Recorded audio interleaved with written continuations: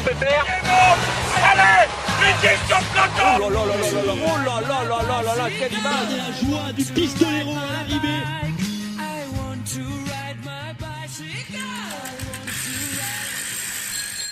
Bonjour et bienvenue pour ce nouvel épisode de Chasse Patate. On est un peu en retard, c'est l'épisode débriefing du tour, il est enfin là.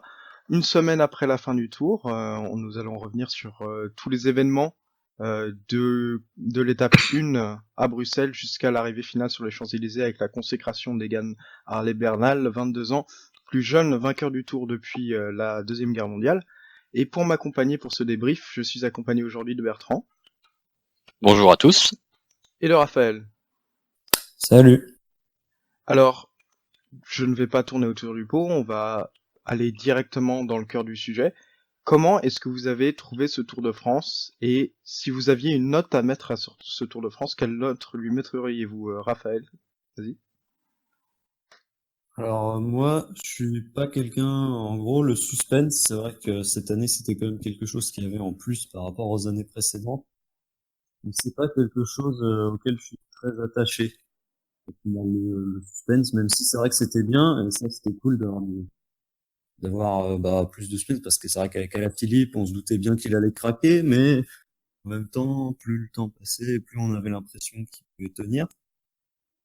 Et au final, il a craqué comme prévu en quelque sorte, mais beaucoup plus tard que prévu. Il y a aussi eu le suspense parce que l'équipe Ineos était moins puissante que la Sky des années passées. Au final, ils font quand même 1 et 2, mais voilà, il y a eu ce suspense-là. Thibaut Pinot qui semblait capable de gagner.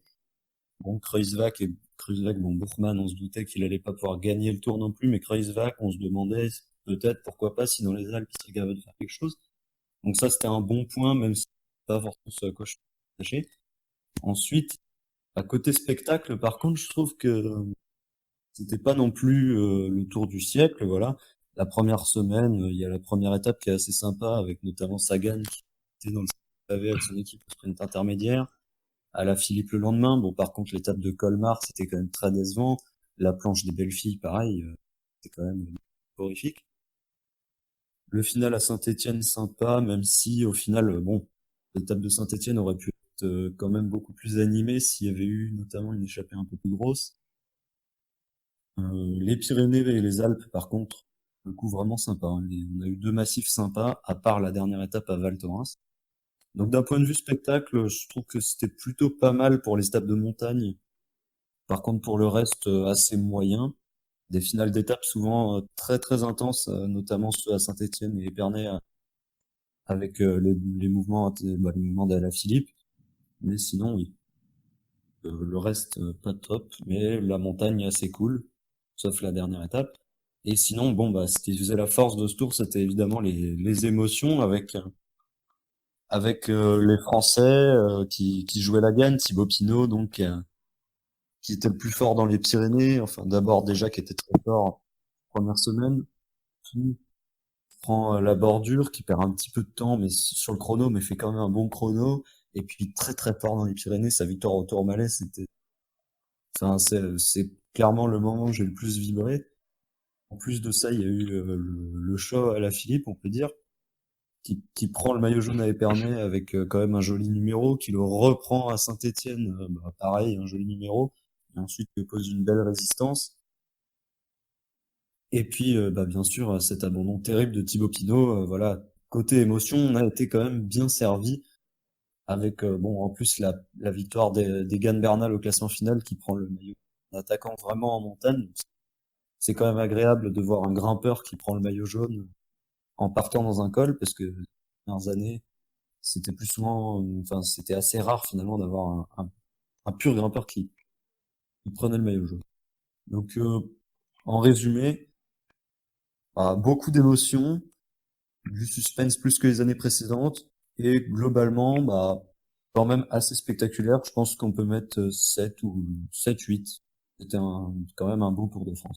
Donc 7-8, et tu dis que pour toi c'est la montagne qui a fait le tour en fait, c'est pas les étapes de transition ou les étapes compliquées que KSO avait concoctées, donc notamment la déception à Colmar, et il y en a 2, 3 autres que je dois oublier maintenant, Gap aussi, avec notre ami Linkinito qui s'est complètement tapé la tête contre contre sa table quand il a vu que l'étape de Gap ça allait juste être une échappée qui allait au bout et les leaders qui bougeaient pas. Donc Alors, c'était les sprinters, il attendait un sprint. il attendait un sprint. J'ai cru qu'il attendait Personne. que les leaders bougent. C'est mon mauvais du coup. En tout cas, oui, pour moi, c'est plus la montagne, effectivement, qui a fait le tour. Les étapes accidentées m'ont un peu déçu, personnellement, même si les finales étaient vraiment très intenses et on fait vibrer les gens, quoi. Après il y avait aussi Notamment avec peut-être Alaphilippe, Pinot et De Gendt à Saint-Étienne, c'est vrai que c'était quand même 20 minutes vraiment de grosse émotion et gros spectacle. Pour une étape qui, quand même, enfin, moi, je m'attendais à ce que ça bouge. Ok. Alors toi Bertrand, est-ce que t'es du même avis? Est-ce que pour toi c'est pareil, la montagne a fait le tour ou est-ce que tu t'es un peu plus optimiste, voire un peu plus négatif aussi? Y a pas de souci. Alors, moi, j'ai envie de dire déjà que c'est Alaphilippe qui a fait le tour. Parce que très clairement, il a initié sur ce tour un vent, si tu veux, de folie que peu de coureurs nous avaient montré ces dernières années. Donc, je pense, tu enlèves Alaphilippe de ce Tour de France-là, tu retombes sur un Tour de France sans doute plus banal. Maintenant, pour nuancer un petit peu ce qui vient d'être dit juste avant, moi, je pense qu'on a eu un très beau Tour de France. Moi, j'étais assez enthousiaste sur ce Tour de France. Je continue à l'être avec le recul. Tu regardes les sprints. Les sprints, on n'a pas eu un sprinter qui a ultra dominé, même si Caleb Ewan, au final, sort le vainqueur, mais Et c'était One pas était non quand même un plus. peu au-dessus. Hein. Il était au-dessus, mais c'était pas non plus outrageux, si tu veux. C'était pas le règne de Kittel qu'on avait eu. C'était pas l'année dernière, c'était il y a 2 ans. Oui, C'était pas ce c'était type. pas Cavendish non plus. Oui, effectivement. Bah, moi, Ouais, limite, un non plus, voilà. sprinter qui domine, je m'en fiche un peu. Enfin, si c'est un sprinter que j'aime pas, bon, bah, Oui, faire mais chier, d'un mais point sinon, de vue purement sportif, c'est toujours intéressant, c'est différent. Après, qu'on aime ou qu'on n'aime pas la personne, moi je juge, si tu veux, le sportif avant tout. moi, ce Ce qui serait est plus, tu vois, le classement par points. J'aimerais bien qu'il y ait du suspense au classement par points, mais qu'un Ouais, mec c'est vrai. domine les sprints, ça me gêne pas bah, tant. après, le classement par points, ça c'est une vraie question. Mais cela étant, c'est pas le sujet de la question, mais c'est une vraie question. Pour le coup, je pense qu'on pourra se la poser peut-être tout à l'heure. Mais Ouais, on le fait, reviendra est-ce sur les que Peter sprinters. Sagan est un bon vainqueur du maillot vert cette année, sachant que c'est, je crois, l'année où il a eu le moins de bons résultats par rapport aux années précédentes. Faut se poser la question. Non, moi je trouve on a eu l'épopée Van Aert aussi. Enfin, on a eu de l'émotion très clairement. On a eu les coups de folie d'Alaphilippe. On a eu Pinot quand même qui nous a aussi. Et là, c'est un petit peu la corde cocardienne qui va parler. Mais mine de rien, quand on est français, bah, on vibre sans doute un peu plus quand c'est un coureur français qui est en passe de gagner le Tour de France. Et quand même, on s'est posé la question jusqu'à Valoir, voire Saint-Jean-de-Maurienne. Donc ça, c'était déjà très intéressant. On a eu beaucoup de vainqueurs différents. On a eu Salmon Yates qui a fait de beaux raids. Moi, j'ai pas été déçu par certaines étapes. Je pense à Gap, je pense à la première étape de montagne, Bagnères de Bigorre. J'ai pas été déçu par ces étapes-là. J'en attendais pas grand-chose. En Bagnères de Bigorre non plus, mais par exemple, moi, c'est Saint-Étienne, vraiment, j'attendais plus. Mais après, bon, on aurait Saint-Étienne, oui, mais d'un autre côté, c'est compensé par le fait que tu aies une échappée au long cours avec Thomas De Gendt, qui est quand même un sacré gaillard, quoi. T'es content de voir un De Gendt qui tient tête au peloton, ouais, c'est un guerrier. Donc, Et puis surtout, c'est derrière, il vrai. y a Alaphilippe et Pinot qui font le spectacle dans y- la dernière côte et qui prennent une trentaine de secondes sur le peloton. c'est ça, non, je veux dire, Saint-Étienne, c'est vrai que quand tu regardes l'étape, tu te dis, bon, t'aimerais bien que ça bouge au niveau du général, mais malheureusement, je veux dire, l'étape de Quimper l'année dernière nous l'avait un peu montré. Le peloton, il se livre pas à une guerre absolue sur ce type de terrain-là. Plus que le Mais général, c'était vraiment, moi, je m'attendais à ce qu'il y ait une énorme bagarre pour l'échappée sur ce type d'étape. Pas une échappée de 6 coureurs qui part au bout de 15 bornes. c'est vrai, mais je trouve qu'on a un très très beau vainqueur. Donc moi, avec le recul, sur le moment, j'étais un petit peu mitigé. Je me disais, cette étape-là, j'en attendais un peu plus. Et au final, je trouve qu'on a eu un final très explosif. On a eu un très beau vainqueur. Donc non, Saint-Étienne, finalement, c'est une étape qui me va. Il y a eu pire, hein. Il y a eu Colmar où là, il s'est vraiment rien À passé, donc Colmar, ouais. ça aurait pu être bien pire. Après, d'un point de vue global, par rapport au général, bah, on a eu du suspense. Alors, il y a eu des coureurs au général qui étaient plus beaux et agréables à regarder que d'autres. Et en cela, c'est quand même dommage que Pinot ait eu ses soucis à la cuisse. Mais Egan Bernal, c'est pas du Froome, c'est pas du Froome dans le style, un style un peu différent de Froome.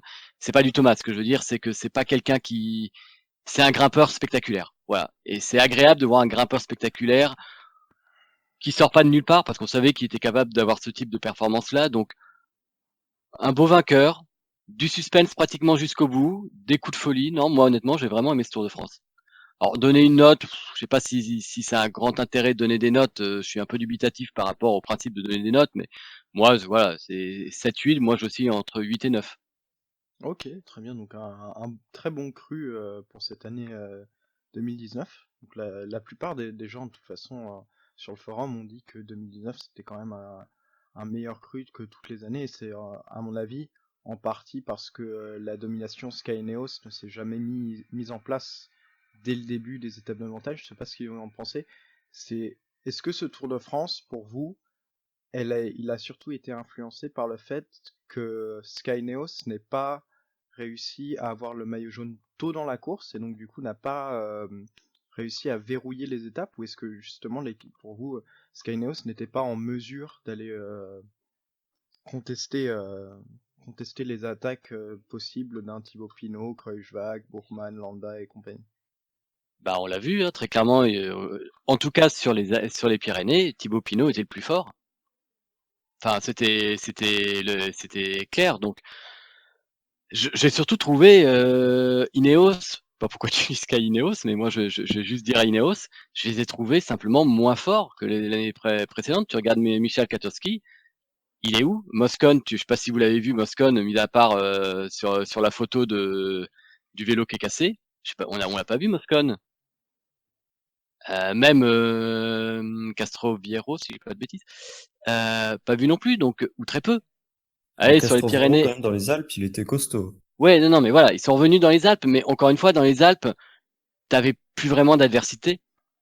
Parce Ouais, que c'est vrai. Bourgman et Kruijswijk, excuse-moi, mais enfin, on peut pas dire qu'ils aient brillé par leur panache. Ils ont eu de très Oui, beaux résultats et mais bravo à eux. c'est là justement où Ineos s'est emparé du maillot jaune. Donc Oui, mais s'ils s'étaient emparés du maillot jaune un peu plus tôt, est-ce qu'ils auraient mis en route Ouais, plus là, tôt, etc. s'ils sont pas emparés du maillot jaune plus tôt, c'est parce qu'ils ont été juste pas capables en même temps, hein. mm, Enfin, Ouais, à la c'est vrai Philippe, aussi. tout le début du tour, il était quand même au-dessus du lot, quoi. À la planche des belles filles, s'il attaque pas trop tôt, je pense qu'il finit premier des favoris. Parce qu'il se fait avoir par le dernier radar qui est quand même ultra pentu, quoi. Il attaque un peu trop tôt. Pareil, il y a Épernay et Saint-Étienne, il est largement au-dessus. Sur le chrono, il est au-dessus. Parce que si Ineos avait pas le maillot à ce moment-là, c'est parce qu'ils n'étaient pas capables et on l'a vu. Même dans le Tourmalet, à un moment, ils essayent de mettre en place leur train et d'endormir tout le monde avec Van Barle qui revient après le tempo des Movistar parce que Thomas n'était pas bien. Et en fait, on voit bien que dans les Pyrénées, ils étaient juste en dessous physiquement. Il y avait Bernal qui était pas mal, mais qui était pas non plus exceptionnel comme dans les Alpes. Et Thomas, qui était clairement pas au niveau dans les Pyrénées. Il y a aussi ça qui a beaucoup joué. La Ineos n'a pas mis en place son train parce qu'ils étaient pas capables, comme a dit Bernal. Ok, ok. Bon, un autre débat pour l'idée globale du Tour de France, on va surtout se focaliser sur les Alpes. Sur les Alpes, il y a eu beaucoup de discussions sur les étapes, la neutralisation au sommet de l'Isran, avec les temps pris au sommet de l'Isran à cause de l'éboulement dans la descente du col. Il y avait aussi le raccourcissement de l'étape de Val Thorens, qui devait s'élancer de Saint-Jean-de-Maurienne, qui s'était lancé d'Albertville et qui n'a fait que 60 km avec 30 km de plat, 30 km de montée. Alors qu'au final, sur le labo à parcours, on a eu plusieurs personnes qui ont dit qu'on pouvait éviter l'éboulement, enfin oui, les conditions, en prenant d'autres difficultés, notamment la montée de Haute-Luce, si je me trompe pas, c'est peut-être une autre. Mais en tout cas, il y avait des solutions alternatives pour qu'ASO alors, maintienne 3 cols. Ferme pas les routes au dernier. non, je suis pas. Honnêtement, si tu veux, il y a la théorie sur le papier où tu traces un parcours et il y a ensuite la réalité. Et la C'est réalité, c'est ça, que tu bloques pas des routes comme ça, quoi. c'est ça, T'as c'est une c'est logistique le truc de malade.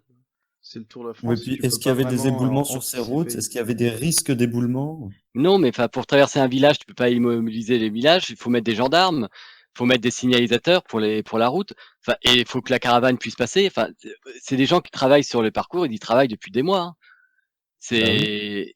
C'est pas pour rien d'ailleurs que le tracé a été pris sur la route la plus large possible pour justement ne pas traverser de ville ou de village avant la montée finale. Après, ils ont aussi bloqué une nationale qui fait quand même une grande partie Oui, des mais Alpes et ils ont bloqué plus de personnes avec. Donc, oui, mais ils t'ont pas bloqué les villages. Encore une fois, t'avais pas de village, t'avais pas de rond-point, t'avais pas de signalisation, t'avais pas de changement de route. C'était le chemin le plus simple entre guillemets d'un point de vue logistique à gérer.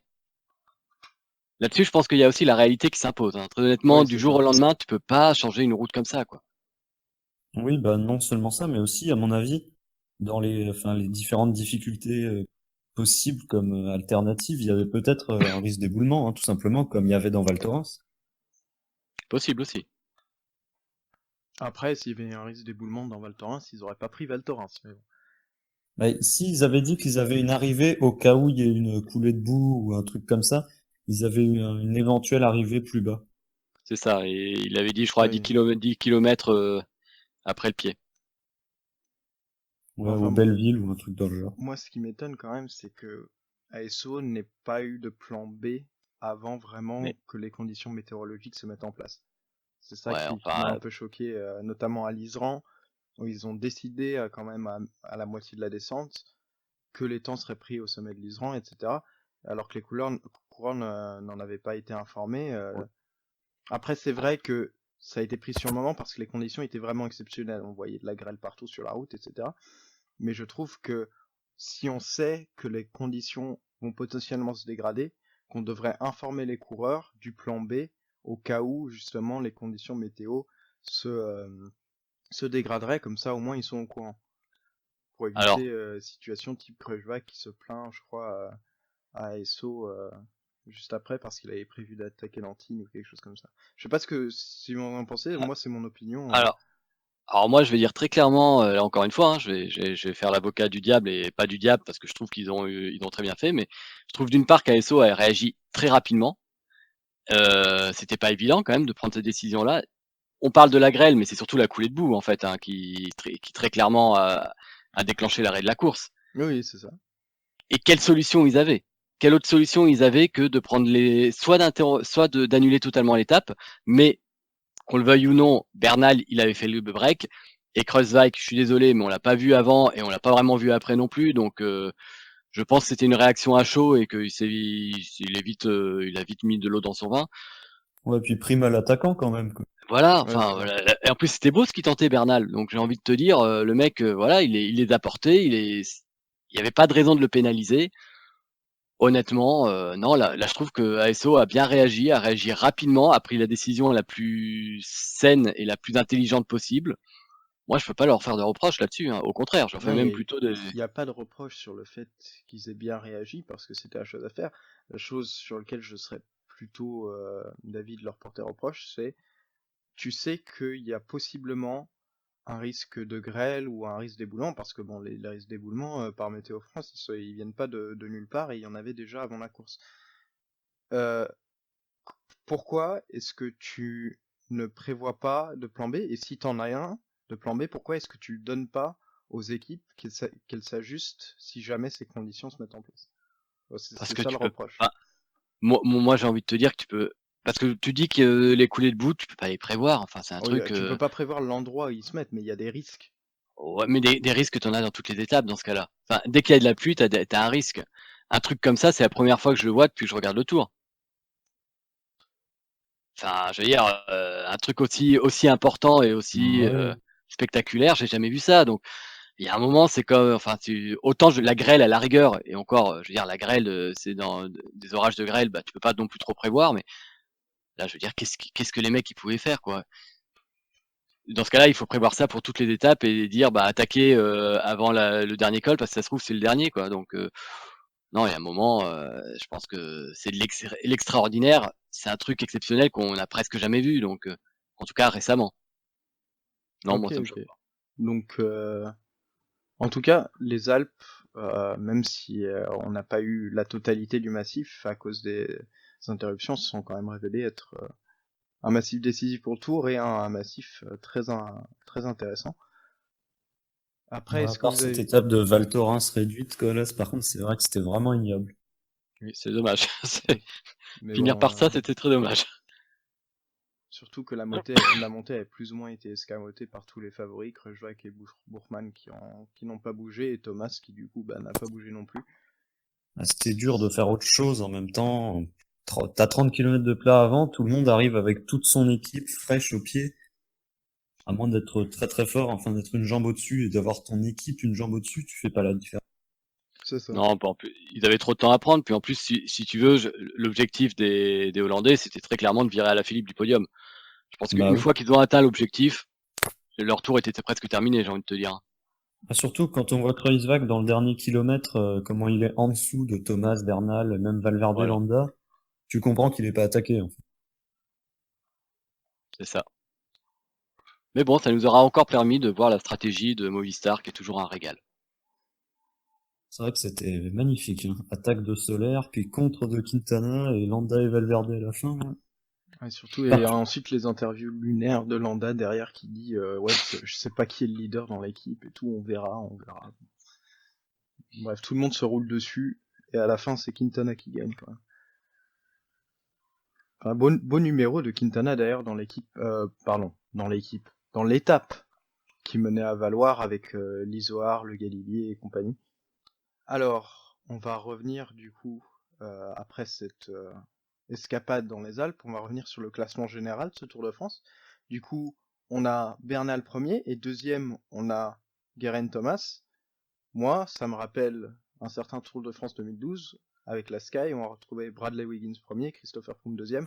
Les rôles sont un peu échangés, puisque le vétéran est deuxième et le jeune est premier. Même si à l'époque, Froome, il avait 27 ans, 26 ans. Ça marque peut-être une nouvelle ère de domination Ineos avec Bernal aux commandes, ou alors est-ce que vous pensez qu'Ineos au prochain Tour de France va remettre Froome? Pour moi, c'est vrai que c'est un petit peu bizarre comme débat parce qu'on sait pas vraiment, on peut pas vraiment prédire le futur. Est-ce qu'on pensait que Ineos va continuer sa domination sur les années à venir, ou vous pensez qu'il y a de la marge pour aller leur contester le Tour? Bah là, franchement, je sais pas comment Ineos va gérer. En fait, c'est très dur de prévoir pour l'an prochain, dans la mesure où, en plus, il y a la rumeur d'arrivée de Richard Carapace. Bon, a priori, même s'il arrive chez Ineos, il ira plutôt au Giro. Mais par rapport au Tour de France, je suppose que si Chris Froome est rétabli, il ira de toute façon sur le Tour de France. Je vois pas ce qu'il va faire d'autre. Il a gagné les 3 grands tours, donc 4 tours. C'est le seul objectif qui peut lui rester, en gagner un 5e. Et après, est-ce que Chris Froome sera complètement rétabli et en mesure de gagner le Tour de France? Parce que ses blessures étaient quand même très très graves. Après, j'ai l'impression qu'il récupère vite, d'après qu'on voit sur les différents extraits vidéo qu'on a pu voir. Il s'était déjà remis à pédaler apparemment des 2 jambes. Si c'est le cas, bravo à lui, parce que vu ce qu'il s'est fait, c'est assez exceptionnel. Comme vitesse de rééducation. Ensuite, Geraint Thomas, je pense que 2018, c'était vraiment son année. Voilà, parce que tout allait bien pour lui en 2018, et je pense pas qu'il puisse regagner un Tour de France. Pour moi, l'an prochain, ce sera Froome et Bernal, les 2 leaders, si Froome est remis. Et si Froome est pas remis, Bernal. En tout cas, je vois mal un coureur concurrencer Ineos dès l'an prochain, à part peut-être Thibaut Pinot s'il retrouve la condition de cette année. Et sinon, ou alors les Movistar, parce que les Movistar, c'est l'éternel énigme en même temps. Mais après, pas qu'on parte pour 10 ans de domination Ineos, il y a quand même des jeunes très prometteurs, notamment chez UAE qui recrutent en masse des jeunes comme Pogacar, comme Camilo Ardila, récent vainqueur du Val d'Aoste. Et il y avait qui d'autre Non, c'était du Baby Giro, je crois d'ailleurs, Camilo Ardila. Et puis sinon, il y avait Evenepoel, évidemment. Voilà, il y a quand même des équipes qui ont des armes pour concurrencer Ineos dans les prochaines années. Il y a aussi le jeune Colombien Higuita chez IF. Voilà.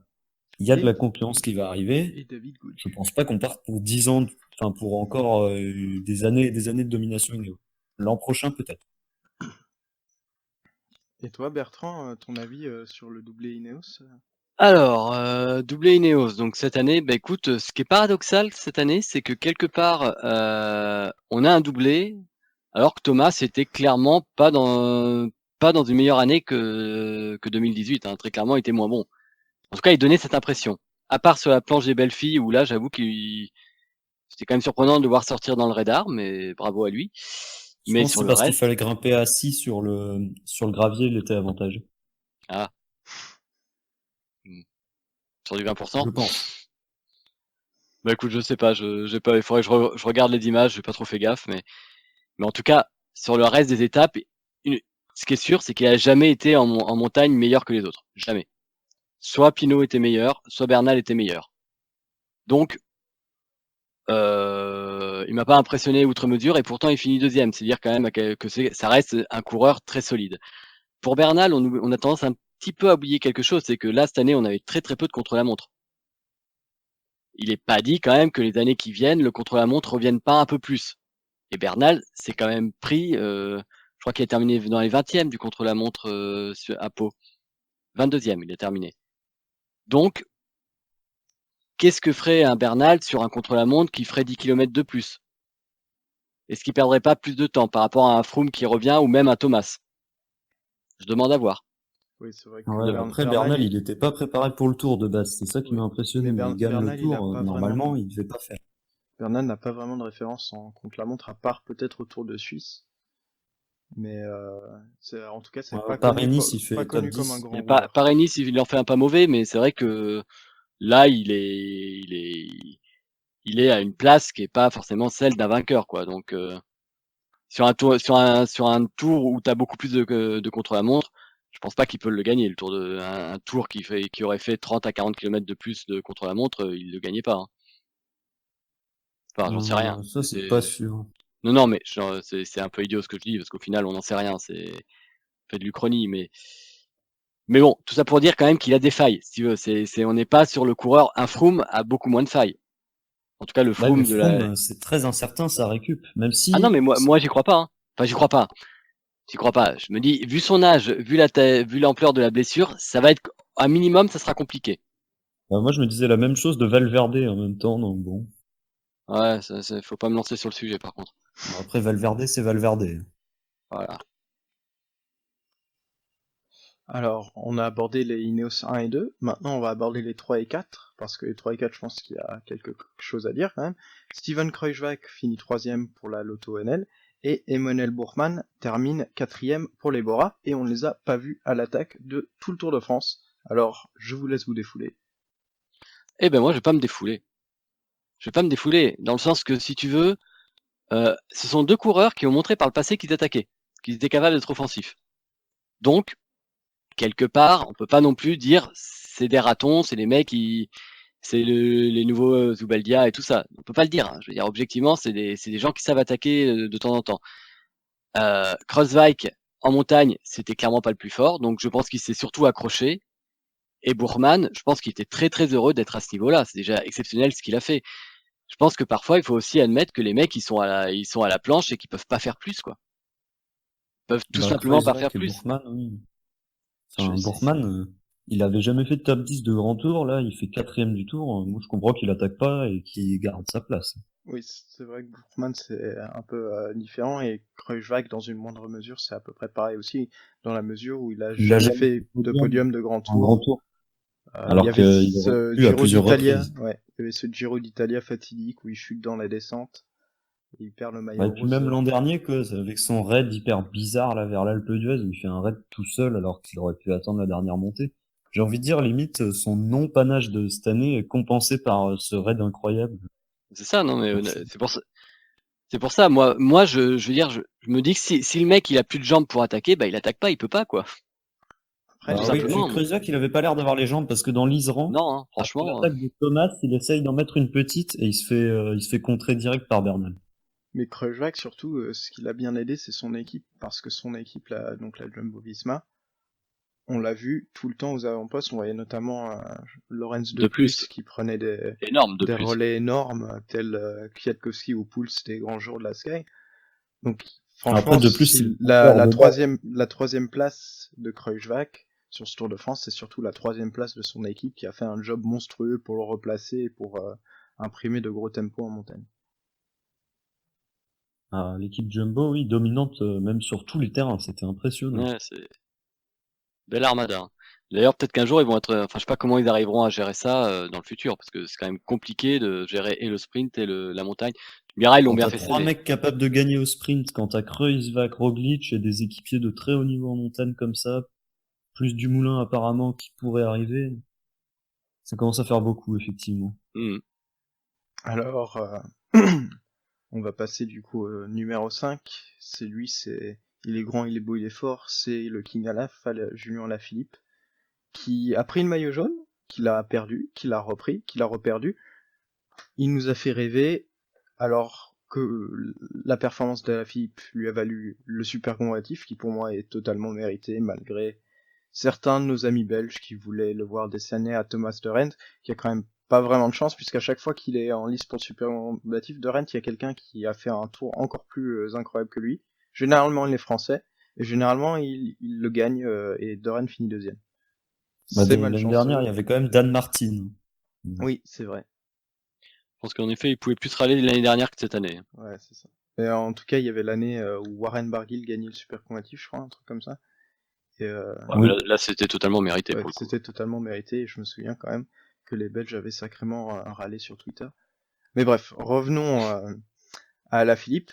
Du coup, il fait un gros Tour de France. Il a dit en interview que l'année prochaine, il ne se concentrerait pas sur le classement général du Tour, mais il a laissé entendre qu'il pourrait, dans les années suivantes, se concentrer sur le Tour. Alors, pour vous, est-ce que c'est une bonne ou une mauvaise chose, au vu de ses performances sur ce Tour de France?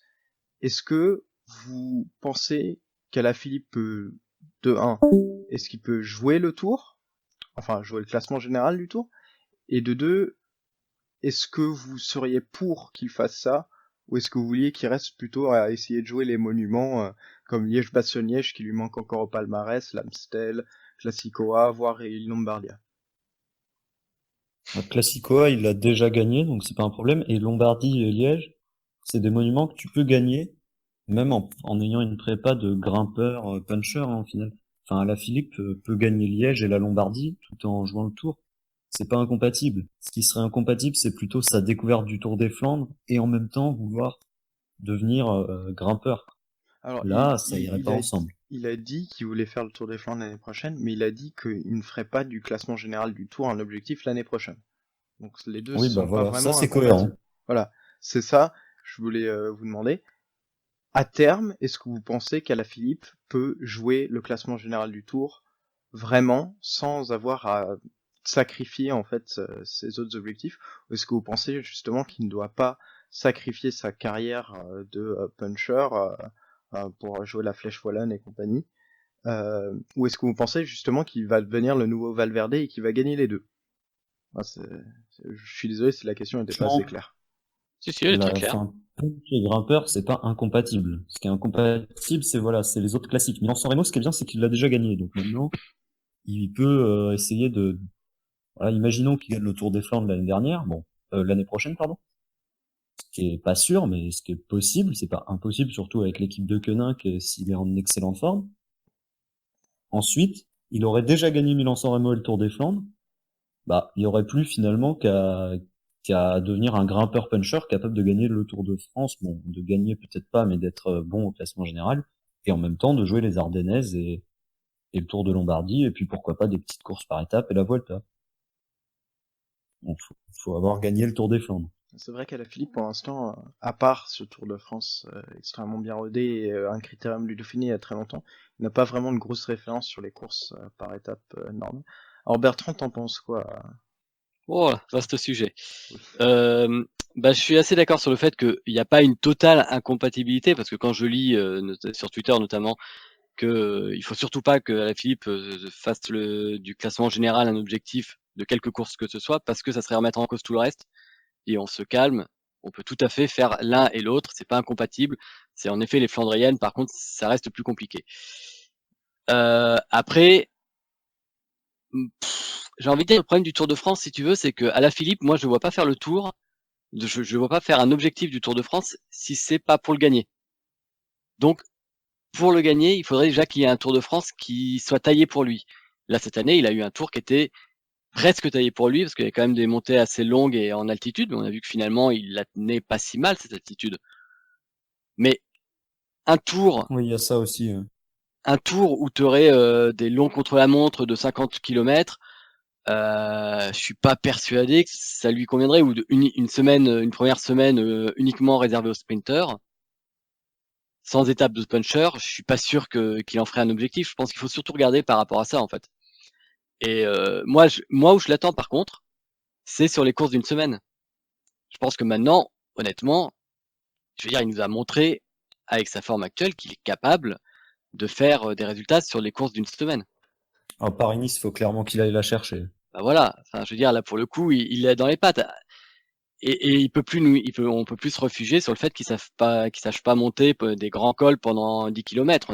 Quand tu tiens le Tour Malais, tu tiens quand même l'école de Paris-Nice, hein. Même si c'est en début de saison, c'est un autre contexte, mais enfin, quand même. Avant. En termes de Voilà, là, potentiel, on il a en est vu capable, que- il nous l'a montré. Donc, après, est-ce qu'il s'entraîne pour, sachant qu'il a d'autres échéances, ça c'est autre chose. Mais non, là, dans l'immédiat, je pense pas le Tour de France, tout simplement parce qu'il a pas envie de le gagner. Mais le jour où il aura envie de le gagner, je pense que là, pour le coup, ça viendra de lui, hein. C'est sûr que s'il arrive à devenir champion du monde, à gagner Liège-Bastogne-Liège, le Tour de Lombardie et éventuellement le Tour des Flandres, il aura nécessairement envie à un moment de gagner le Tour de France parce qu'il lui restera quasiment plus que ça. Enfin, Après, tu vois, la Vuelta, ça lui irait très bien, la Vuelta. je suis pas sûr que ça le fasse rêver. Oui, mais un certain Alejandro Valverde, lui, il a remporté plusieurs Ardennaises, il a fait de très bonnes places sur les courses d'un jour et les courses par étapes, et il a remporté la Vuelta, et c'est des profils similaires, donc pourquoi pas.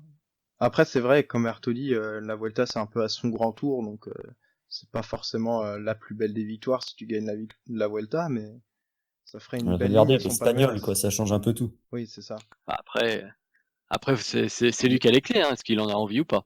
Mais je pense que lui, lui, il est pas limité uniquement par le Tour de France, tu le vois bien, hein, donc pourquoi pas la Vuelta, moi, j'en sais rien.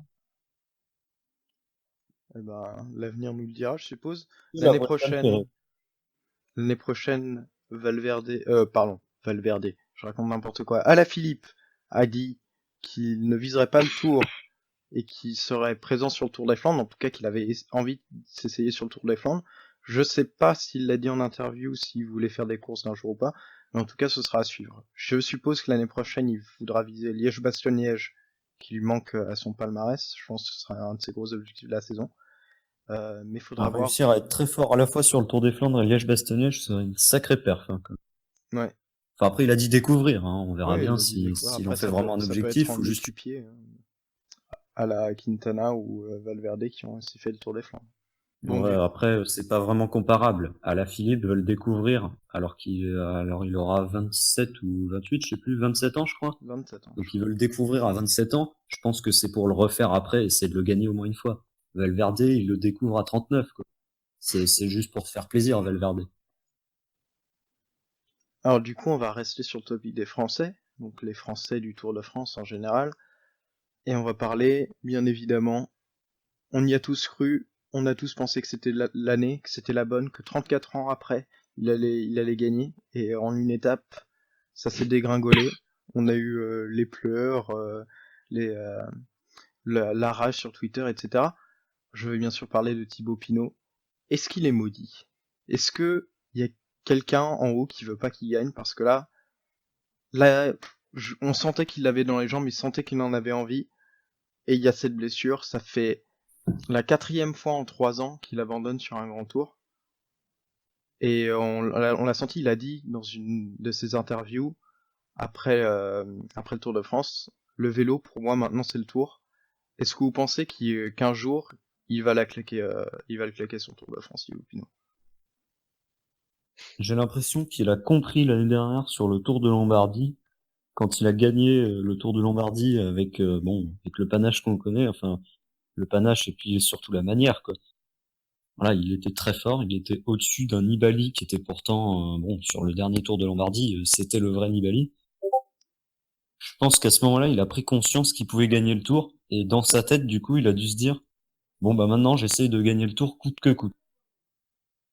Et Bah, le problème, c'est que cette année, voilà, il y a eu ça, mais je pense qu'il se découragera pas et qu'il reviendra l'an prochain. D'ailleurs, il l'a dit direct après, quoi. Il va revenir l'an prochain. Alors après, est-ce que l'an prochain, il pourra gagner le Tour? Bah, j'en sais rien, hein. Mais je pense que s'il est au niveau de cette année physiquement, il peut gagner le Tour l'an prochain. C'est possible. Faut voir le parcours. Mais bon, sur ce qu'il a montré cette année, il termine 7 ou 8e, je crois, du contre-la-montre. Il arrive à suivre Alaphilippe sur une côte enfin, sur un effort de puncher à Saint-Étienne. Il bat tout le monde au Tourmalet en faisant un sprint de 500 mètres au sommet. Il gagne à Pradalbi en faisant toute la montée à bloc. Dans quasiment tous les domaines de course, il a montré qu'il était capable d'être le meilleur sur ce tour. Donc, c'est encourageant. On peut se dire que s'il revient l'année prochaine aussi fort, il peut gagner le tour. Il va pas je pense pas, enfin, il va pas y avoir tous les ans une merde comme il y a eu sur le Giro l'année dernière ou sur le Tour cette année, c'est pas possible. Et toi, Bertrand, tu penses quoi du cas Pinot?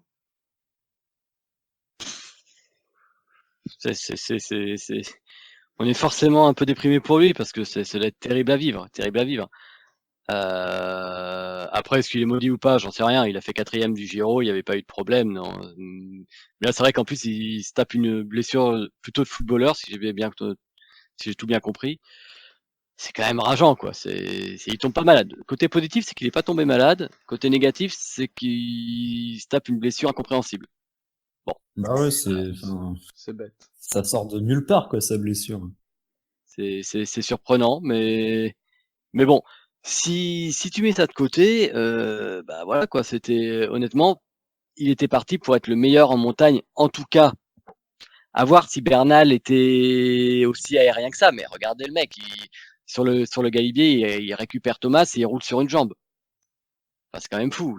Pinot, il arrive à contrôler Thomas en étant sur une jambe. Donc, c'est dire à quel point il était fort. Et je pense qu'il n'y a pas de raison pour moi pour qu'il soit moins fort l'année prochaine. En plus, c'est quelqu'un qui marche quand même vachement au mental, quoi qu'on en ait pu dire à une époque. Je pense que le mec, il va être encore plus motivé l'année prochaine, sauf si jamais il lui arrive des conneries entre-temps. Mais moi, je le vois bien parti pour faire 2-3 bonnes années à ce niveau-là. Donc après, ça va dépendre. Là encore une fois, il faut voir le parcours. Mais sachant qu'il est en train en plus de reprendre confiance dans le contre-la-montre avec son nouveau changement de position. Moi, Pinot, j'y crois beaucoup. Hein.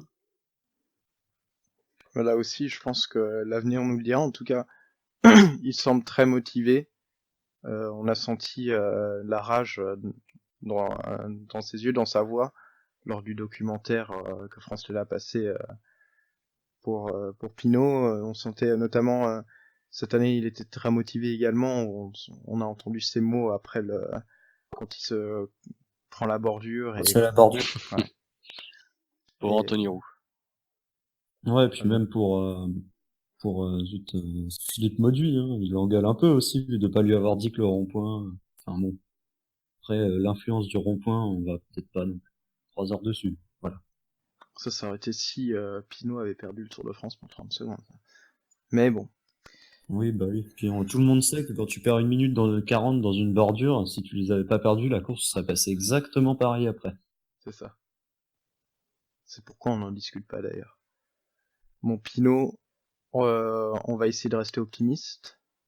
On va prier pour que 35 ans après, ce soit la bonne. Ce soit enfin ça. Bah oui, puis 35, ça fait un peu plus rond, quoi, c'est mieux. C'est mieux que 34, c'est fait.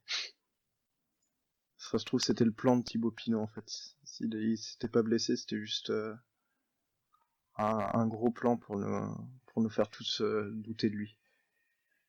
Alors, bon, on va arrêter de se déprimer avec Pinot, et donc du coup, on va se déprimer encore plus avec Romain Bardet. Romain Bardet, maillot à poids du Tour de France, il n'a pas passé un seul col en tête. Bon. Et surtout, il venait pour jouer le général, et il se prend 3 minutes, je crois, dans la planche des belles filles. Il se rattrape avec le maillot à poids, mais au final, c'est un tour décevant. Pour vous, Bardet, il va devenir quoi? Parce que il est pas bon contre la montre. Il a prouvé cette année qu'il n'était pas ultra régulier non plus, et qu'il pouvait craquer dans les étapes de montagne. Du coup, est-ce qu'on doit considérer que c'est un des grands favoris du Tour, comme on l'a fait les années précédentes, ou est-ce que Bardet doit se tourner vers autre chose, vers la Vuelta, vers le Giro, viser plus les courses d'une semaine? Est-ce que pour vous, Bardet doit faire autre chose de sa carrière cycliste? Déjà, une première chose, cette année, je trouvais que le Tour ne convenait pas à Bardet. Il y avait trop d'étapes courtes et c'est un coureur endurant. Et je comprenais pas son choix d'être venu sur le Tour de France. Alors que sur le Giro, il y avait des étapes comme Lagos-Cerro, comme l'étape avec Gavia Mortirolo, bon, même si Gavia a été annulé. Enfin, et même la 20e étape qui lui convenait parfaitement. Une étape hyper longue qui demandait de l'endurance. J'ai pas trop compris son choix de venir sur le Tour cette année. Et c'est d'ailleurs sur l'étape du Tourmalet, qui est une étape courte, qu'il a sa grosse défaillance. Alors que les 2 étapes où il est le plus à l'aise, c'est Pradalbi où il prend l'échappée. Bon, il est pas non plus hyper à l'aise ce jour-là, mais il est un peu mieux. Et l'étape du Galibier, qui est l'étape la plus dure. Donc moi je pense qu'il faut en fait qu'il adapte. Il peut refaire le Tour de France, ça me gêne pas. Mais si le Giro propose des étapes plus longues avec des grands cols et voilà qui demandent vraiment de l'endurance, il vaut mieux que Bardet aille sur le Giro. Et puis les classiques, vraiment faut qu'il se tourne vers ça. Il a montré l'an dernier Strade Bianche, Liège-Bastogne-Liège mondiaux. Faut qu'il se tourne vers ça. Ok, donc pour toi, c'est clair que de 1, le Tour de France n'était pas taillé pour lui, et de 2, faudrait qu'il se tourne vers autre chose. Et toi, Bertrand? Il doit miser sur sa grande qualité qui est l'endurance. Voilà, c'est ça. My bad. Alors moi, je vais partir sur un autre aspect. Je pense qu'il a surtout besoin de lâcher prise. C'est un mec qui contrôle tout. C'est-à-dire, il le dit, hein, on est peut-être dans un cas de surentraînement. C'est-à-dire que il est tellement perfectionniste que si jamais tu as le moindre grain de sable, la machine se casse sa figure. Très clairement, le Bardet actuel, t'as pas l'impression qu'il prend beaucoup de plaisir sur le vélo. Il me rappelle un peu quand tu le voyais en début de tour, il me rappelait un peu le Sagan qu'on avait en début de saison. Tu sentais pas la joie, quoi. En plus, c'est quelqu'un qui a quand même ce rapport. Quand tu vois ses victoires d'étape, tu vois le visage qui s'illumine, tu sens le plaisir. Là, le plaisir, tu le voyais plus, quoi. Donc, j'ai quand même l'impression que le problème, il est assez mental, on va dire. Alors mental dans le sens psychologique du terme. Je pense qu'il a besoin de varier, il a besoin de changer. Je pense qu'il a aussi, tu disais, tu comprenais pas son choix. Alors moi, j'ai envie de te poser la question, a-t-il eu le choix? C'est vrai que c'est une question qui se pose effectivement, parce que tous les ans, on dit que Bardet devrait aller tester autre chose, et tous les ans, Tour de France. Et là, je pense que quelque part, justement, c'est un mal pour un bien, parce que ça va lui permettre, je pense que d'un point de vue sponsor, ils vont comprendre qu'ils vont le perdre si jamais justement, il lui impose un programme similaire. Donc moi, je suis d'accord avec toi, faut qu'il fasse des courses d'un jour, des stradés, qu'il s'amuse, quoi. Enfin, surtout ça, qu'il s'amuse. Et c'est pour ça que je suis pas sûr que le Tour, même si le Tour avait un profil intéressant pour lui l'année prochaine, je pense qu'il ferait bien de faire un break et changer un petit peu de voir autre chose comme a fait Pinot. Comme a fait Pinot, et le Pinot qu'on a aujourd'hui n'a rien à voir avec le Pinot d'il y a 2 ans. Peut-être que Bardet serait bien inspiré de faire pareil. Oui, ouais, je suis d'accord. Et sinon, t'as parlé de son côté perfectionniste et tout, et du fait qu'il soit peut-être un peu écrasé par ça. Ouais. Et justement, j'avais vu une fois que Bardet pensait que un jour, peut-être dans sa carrière, faudrait qu'il fasse une sorte de reset. Il avait dit un truc comme ça. Enfin, qu'il arrête pendant 6 à 8 mois le vélo totalement et qui récupère vraiment pendant une longue période en faisant éventuellement des exercices de musculation et de gainage et qui reprenne le vélo ensuite. Il pensait que ça lui permettrait de revenir un peu plus fort et surtout plus frais. Après, je sais pas si ça va se faire, mais voilà. Risqué. C'est un peu ce qu'avait fait c'est un peu ce qu'avait fait Pinot en 2016, non? Il s'était pas arrêté pour aussi longtemps, Pinot, n'empêche. Surtout Pinot, il s'arrête à cause du Tour de France et je sais plus ce qu'il chope sur le Tour 2016, mais il s'arrête à cause de ça, quoi. Oui, mais il avait recouru après la fin de saison? Non, je crois pas. Pas sûr. Pour moi, il avait fait quand même une belle pause, hein. Oui, il me semble qu'il reprend l'année d'après au Grand Prix La Marseillaise, un truc comme ça. Donc Parce que oui, il a fait une belle pause. D'accord, parce que oui, en effet, juillet, et il avait repris au Grand Prix de la Marseillaise, en effet. Bah ouais, mais rien que ça, déjà, c'est quand même une pause significative, hein. Alors certes, Ouais, lui, bah il avait d'ailleurs, été on voit qu'après, troisième du Tour d'Andalousie, troisième de Tirreno Adriatico, deuxième du Tour des Alpes, quatrième du Giro. donc, Enfin, mais cela étant, je pense qu'un break, ça lui ferait du bien, Bardet. Oui, c'est sûr. Après, moi, Et c'est j'aimerais pour ça. bien que la formation AG2R, à un moment, ils disent, c'est quoi, on en a marre, et on va mettre Pierre Latour leader Tour de France, et toi, tu fais ce que tu veux. Enfin, tu choisis ce que tu veux, mais Pierre Latour sera leader sur le Tour. On te laisse carte blanche sur les courses que tu veux choisir. Tu peux même aller faire le Tour, mais on ne mettra aucune ressource de ton côté. Il va falloir que tu gagnes tes éperons, en fait, pour qu'on te Non, mais refasse confiance, non? jamais AG2R va faire ça quand même, parce que tu fais pas ça à un Bardet. Si tu fais ça à un Oui, Bardet, surtout en fin de contrat, tu le perds dans les 6 mois qui viennent, hein. C'est ouais, c'est le c'est pour tour, ça que ça mais n'arrivera jamais, c'est à cause du sponsor le- ouais, mais qui a trop oubliez pas que besoin de c'est Bardet. c'est nouveau. oubliez pas que c'est Bardet qui a apporté énormément à l'équipe en termes d'entraînement et diététique. Même les stages, ils en faisaient pas avant le vélo de contre-la-montre. Je crois qu'ils ont des vélos de contre-la-montre à l'entraînement depuis 2012, je crois, ou un truc comme ça. Moi, la question que je pose sincèrement, c'est pas tant, enfin, sur AG2R, c'est est-ce qu'il aurait pas intérêt aussi de partir de chez AG2R pour justement pouvoir lâcher prise et que d'autres personnes pensent pour lui ce genre d'éléments. C'est quand même dingue que ce soit Bardet qui aille se renseigner sur la nutrition et que personne dans le staff puisse le faire. C'est quand même dingue qu'il change d'équipementier tous les ans. Je savais pas C'est quand qu'il se même dingue renseignait qu'il roule avec lui-même sur la nutrition. qu'est-ce qu'il y a? Je savais pas qu'il se renseignait lui-même sur la nutrition. Je savais Si, que là, c'était j'avais vu ça dans les articles du Monde. Je pensais pas non plus que la situation sur la AG2R était aussi cataclysmique que ça. C'est terrible. Enfin, honnêtement, sur le contre-la-montre, vous avez vu tout ce qu'on a vu pendant le Tour. C'est pas digne d'une formation World Tour. Le choix du changement de vélo, je suppose que c'est Bardet qui l'a pris de son propre chef. Et c'est vrai que c'était Mais t'as vu ce qu'avait dit Jordi? Parce que le vélo de contre-la-montre, Bardet se sentait pas en sécurité dans la descente avec.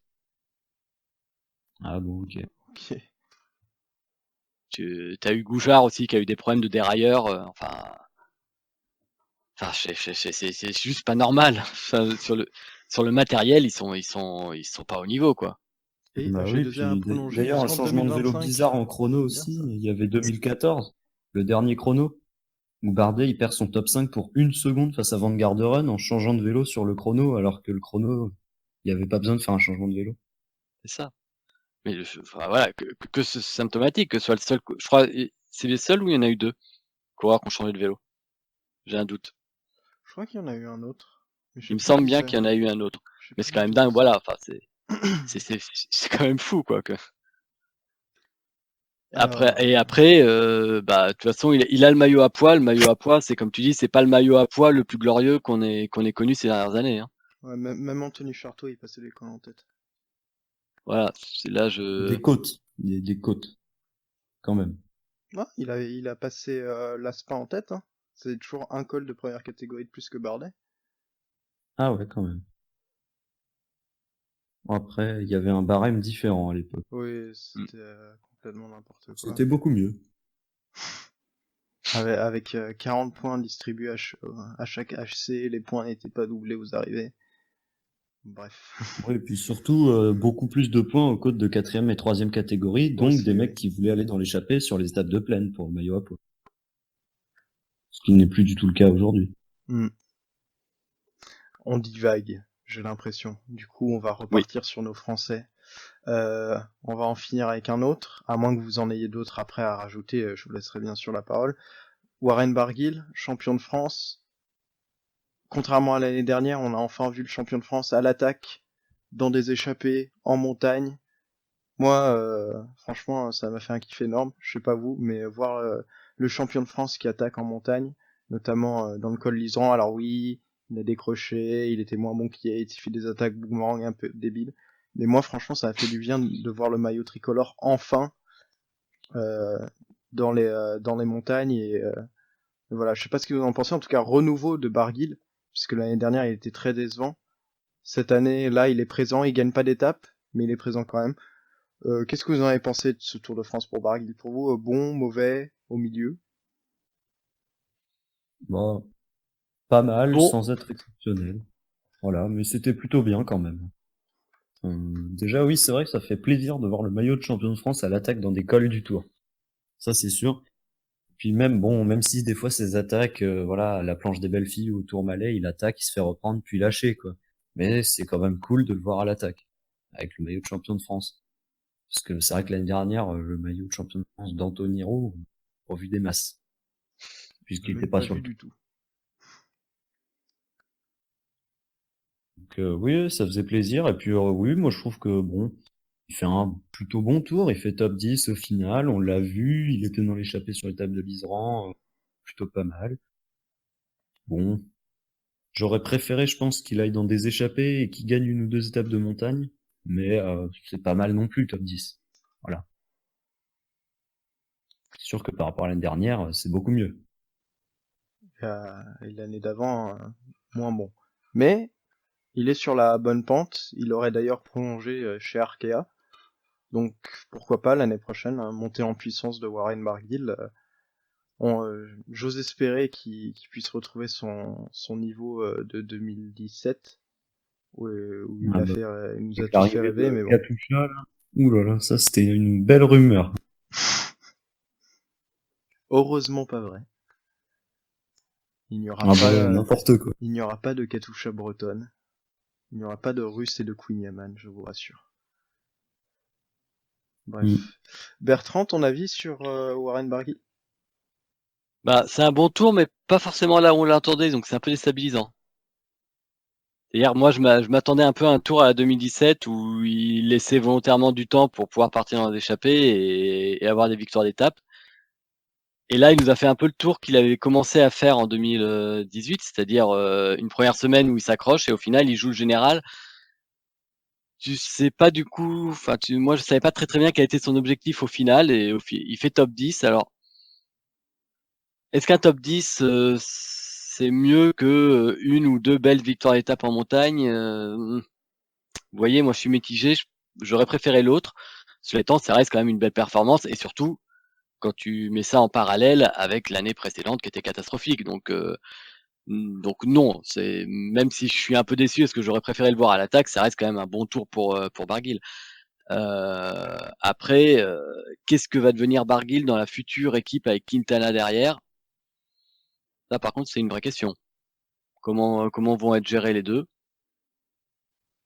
Effectivement, moi, je sais pas, peut-être que Nero Quintana, au final, ne fera même pas le Tour de France, même si j'en doute, vu que Bon, c'est pas 2,5 millions possible ça. d'euros, J'y crois pas trop non ouais, plus. moi non C'est plus. pas possible. Le plus gros investissement de l'histoire de l'équipe, ça va forcément sur le tour, ça. Ouais, ouais. Enfin, on aura le temps de parler de transfert dans un futur C'est épisode. ça. On parlera du Viviani, de la Cofidis, bref. Plein de trucs sympathiques. Mais revenons sur Barguil et ses performances au Tour de France, voulez-vous? Moi, je pense qu'on a tout dit hein, en même Ah temps. ouais, ça, on a tout dit. C'est parfait. Du coup, on peut, avant de passer, je vous laisserai la parole pour vos bonnes surprises, pour vos déceptions, on va juste aborder vite fait un sujet qu'on avait déjà abordé en début d'épisode, les sprinters. Caleb Ewan au-dessus, il a 3 victoires d'étape sous la ceinture.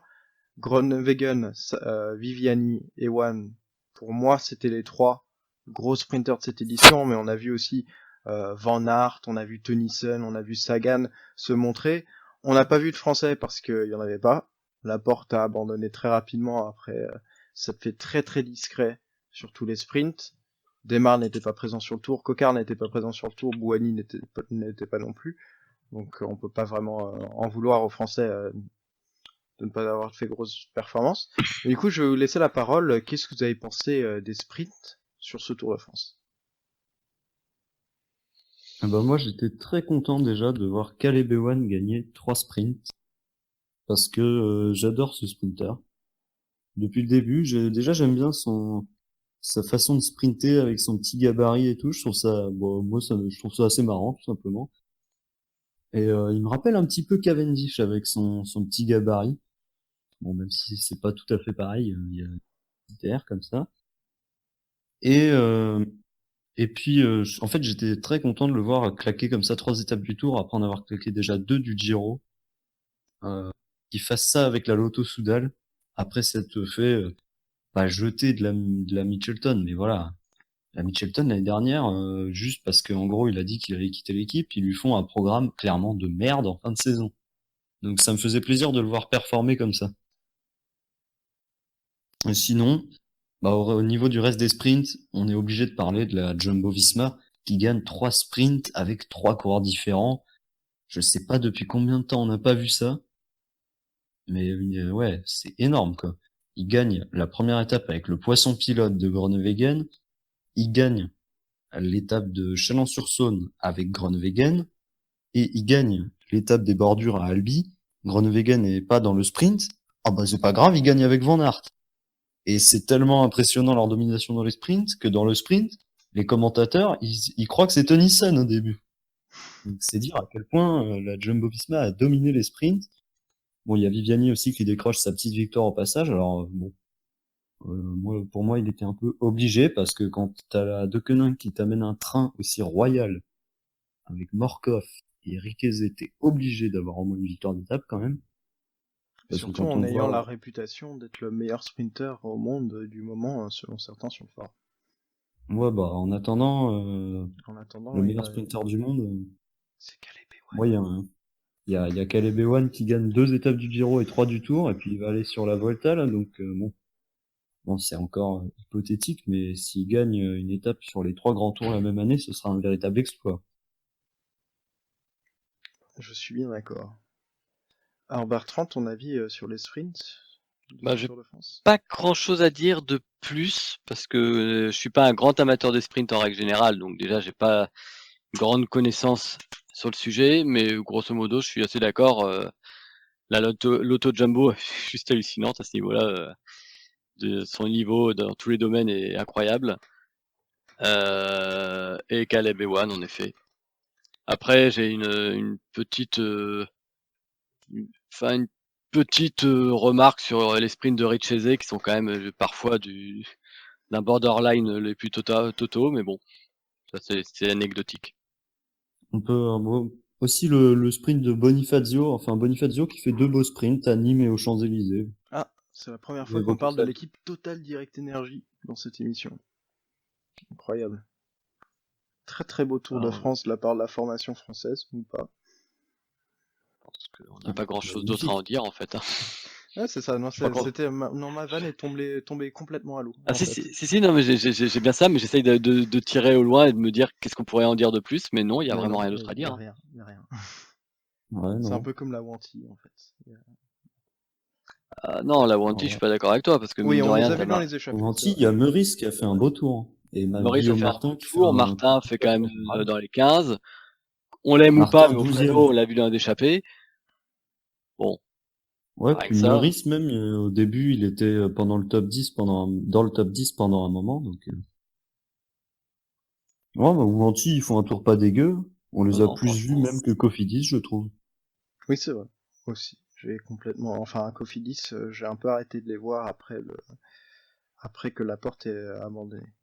Donc, on va revenir sur un petit débat qu'on avait commencé à avoir au début de cette émission, c'est est-ce qu'on doit réformer le barème du classement par points? Parce que il y avait un graphique qui est passé sur le forum que j'ai trouvé fort intéressant, où on voyait la répartition par points avec les points gagnés sur les sprints, les points gagnés sur les sprints intermédiaires et les points gagnés sur les autres étapes qui n'étaient pas arrivées en sprint massif.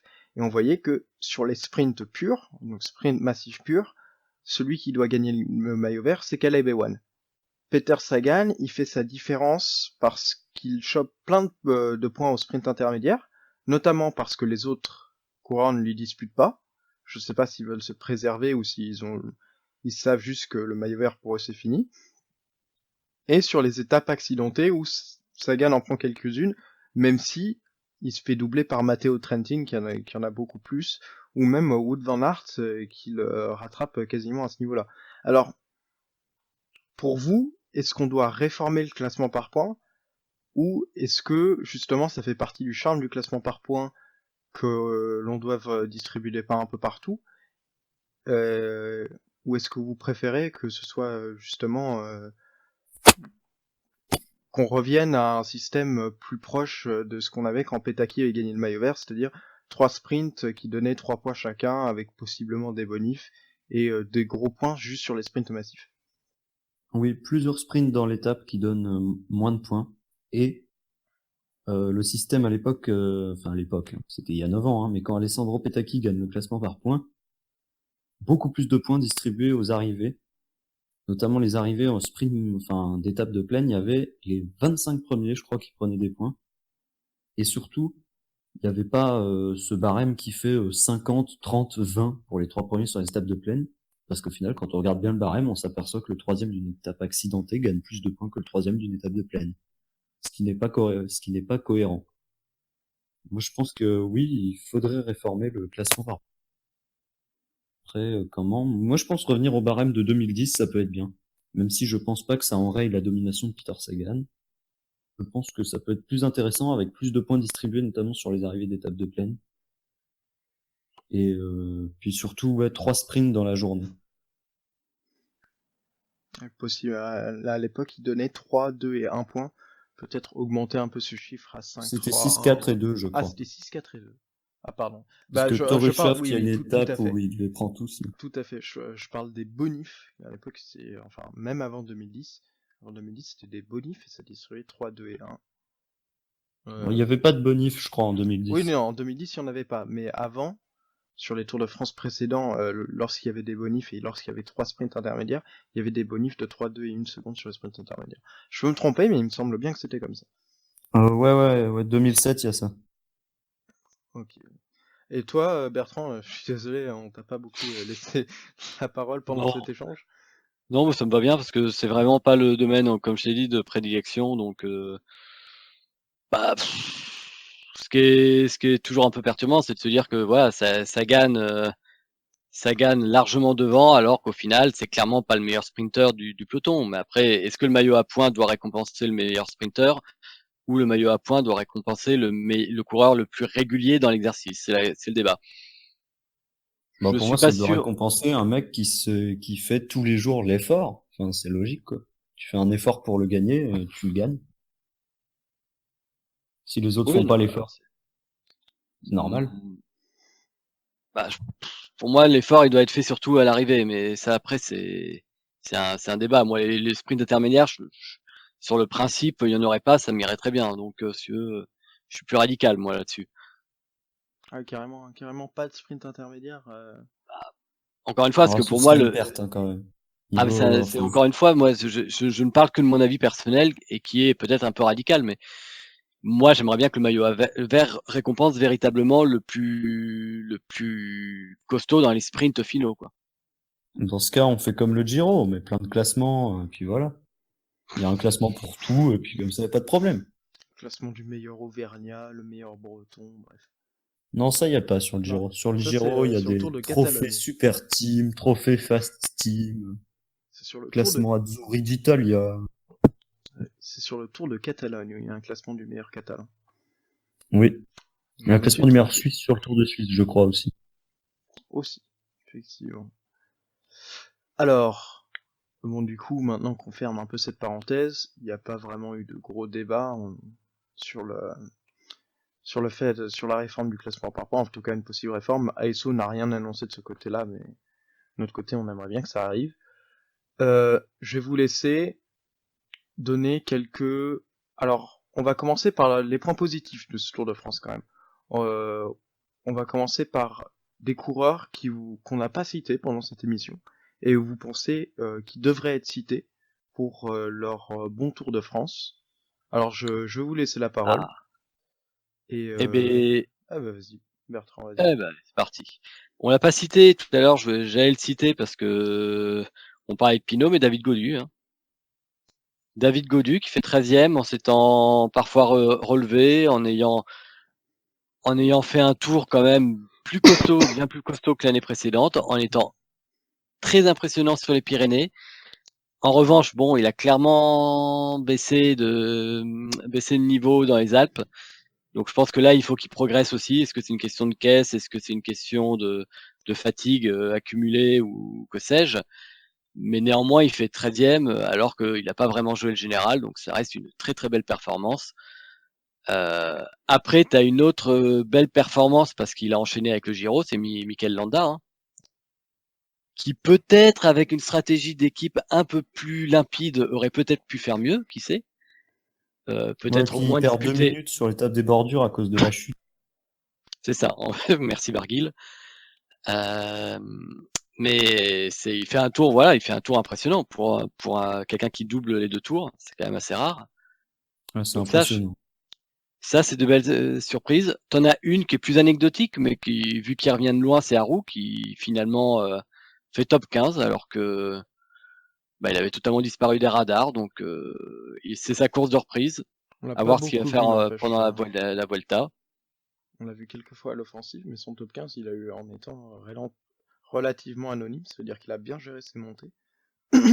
Du coup, c'est C'est plutôt ça. rassurant pour l'Italie. C'est ça, donc ça peut être intéressant à voir. Voilà pour les satisfactions. Après les déceptions. Déception après. Déception après, on garde les Ah, satisfactions. après, Oui, bon, oui. je laisse la Déception, main oui. sur les. Je te laisse la main sur les. Vas-y, refais. Du coup, pour Eh les ben, satisfactions. moi, je voulais souligner plutôt des équipiers en satisfaction, parce qu'on a très peu parlé des équipiers au final. Et parmi eux, il y en a 2 qui m'ont particulièrement impressionné, ou en tout cas, voilà, dont je voulais souligner la performance. Bah, déjà, Casper Asgreen, il a vraiment fait un énorme Tour de France. Je pensais que c'était une erreur de l'amener sur le Tour après son début de saison où il avait été très fort sur le Tour des Flandres, sur le Tour de Californie. Je me disais qu'il serait un peu en bout de course. Et au final, il a fait un tour, mais enfin, il travaillait pour Viviani sur les étapes de plat. Il travaillait pour Alaphilippe en montagne. Il prenait des échappées. Voilà, il était là tout le temps, quoi. Donc un tour vraiment monstrueux de Casper Asgreen. Alors l'an prochain, je sais pas s'il progresse encore l'an prochain.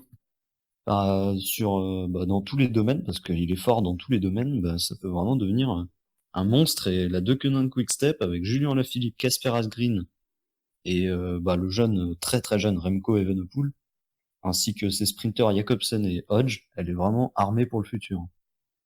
Et sinon, un autre équipier dont la performance m'a beaucoup surpris, c'est Gregor Mühlberger, très fort aux côtés d'Emmanuel Buchmann, encore là dans un groupe de 5-6 coureurs au sommet de l'Isran. Enfin, non, il était plus là, je crois, quand il y a plus que 2 plus. Kruiswijk, Bourgman et Thomas, mais au moment de l'attaque de Bernal, il est encore là. Le lendemain, Val Thorens, il est là pendant très longtemps avec les meilleurs. Donc, énorme performance de Mühlberger sur ce Tour de France aux côtés de Bourgman, et je tenais à souligner cette perf. Et sinon, Lennart Kemna aussi, plus là c'est plus baroudeur.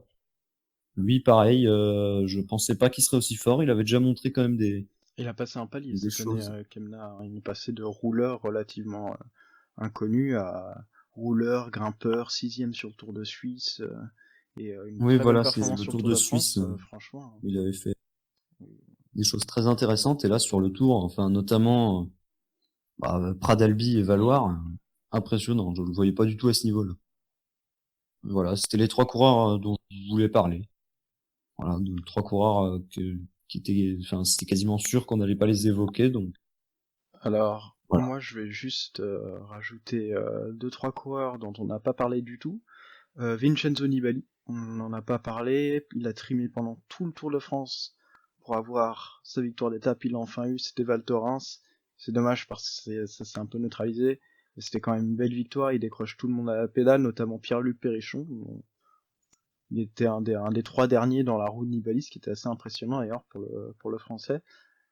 Nibali qui a un peu effacé du coup le scandale un peu de la Bahreïn Merida avec l'abandon de Rohan Dennis, auquel la Bahreïn, je crois, il sentait pas que la Bahreïn mette des ressources en lui pour le général, du coup il a abandonné, ou une histoire comme ça, j'ai pas très bien suivi, je dois vous avouer.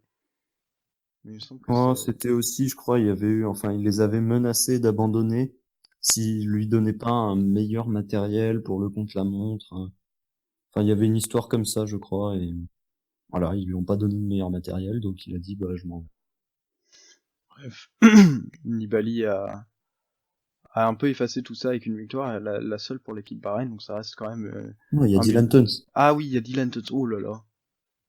En plus, j'allais parler de Ciccone derrière, je suis complètement idiot. Oui, effectivement, Dylan Teuns également. Donc, bilan très satisfaisant du coup pour la Bahreïn Merida. Et du coup, j'enchaîne avec Giulio Ciccone, qui a passé 3 jours en jaune, je crois, qui fait deuxième sur l'étape de la planche level fille. Là aussi, il fait oublier son leader, qui lui aussi est un peu maudit, j'ai l'impression, sur le Tour de France. On en parlera certainement dans les déceptions, mais voilà, je voulais quand même que le nom de Giulio Ciccone passe dans les satisfactions, puisque c'est le seul Trek qui a fait un tour plus ou moins pas mauvais, avec peut-être Tom Skynes aussi, et Julien Bernard. Stuyven, c'était pas dégueu aussi. En bref, Pas monstrueux, mais ça va, c'était pas non plus ignoble, hein, Stuyven. j'ai l'impression, enfin moi j'en attendais un peu plus, peut-être sur les sprints, peut-être que je l'ai surestimé aussi, c'est tout à fait possible. Enfin, sur les sprints massifs, Stuyven, c'est pas non plus... Oui, je me doute, mais je sais qu'il passe bien les bosses, alors sur les sprints en petit comité peut-être. Et Pernay, il fait 2, hein, non? En 2, 3, je sais plus. Il est peut-être un peu plus loin, je sais plus. Ah, c'est vrai que mais il a réglé le peloton derrière la fille. Et enfin, le dernier, je ne pouvais pas ne pas en parler, l'ami Shelton Scott en général. J'ai juste enlevé Adam Yates parce que lui, son tour était vraiment pourri. Mais très très gros Tour de France là par l'ami Shelton Scott. Ils étaient venus pour le général, ils étaient venus pour Adam Yates. Au final, ils l'ont pas eu, mais ils ont eu 4 victoires d'étape. Daryl Impey qui claque l'étape un 14 juillet. Pour un Sud-Africain, c'est original. Matteo Trentin, très très fort, qui remporte l'étape à Gap. Et Simon Yates, qui... On savait qu'il n'allait pas jouer le général, mais en tout cas, moi, je le voyais pas aussi fort sur le Tour de France. Au final, il vise les étapes, il va claquer ces 2 étapes. Il est très fort sur plus ou moins la totalité du Tour, donc très très satisfaisant. Et les 3 Australiens, Durbridge, Egg et Hepburn, ont fait leur boulot pour tenter de porter leur leader Adam Yates, même si c'était un peu un poids mort. Donc au final, très bon tour, mention très bien pour l'ami Shelton Scott. Le gros bémol étant Adam Yates qui est un peu ce pote que t'as Comme dans l'an ta dernier, présentation et qui fait n'importe quoi, qui est pas révisé, alors que tout le monde fait son truc bien à côté. Voilà, c'est le sentiment que j'ai par rapport à ouais, c'est un l'ami peu Shelton. comme l'an dernier, Adam Yates. On l'attendait, et au final... Voilà, Simon Yates, au passage, qui va faire la Vuelta après avoir fait en entier le Giro et avoir fait 8ème, donc tout à fond, et avoir gagné 2 étapes du Tour. Je sais pas s'il va faire la Vuelta jusqu'au bout, mais ouais. c'est Ouais, spécial comme truc. Pourquoi pas, hein. Après tout, Adam Hansen a fait les 3 grands tours. Après, lui, il les jouait pas à ce niveau-là.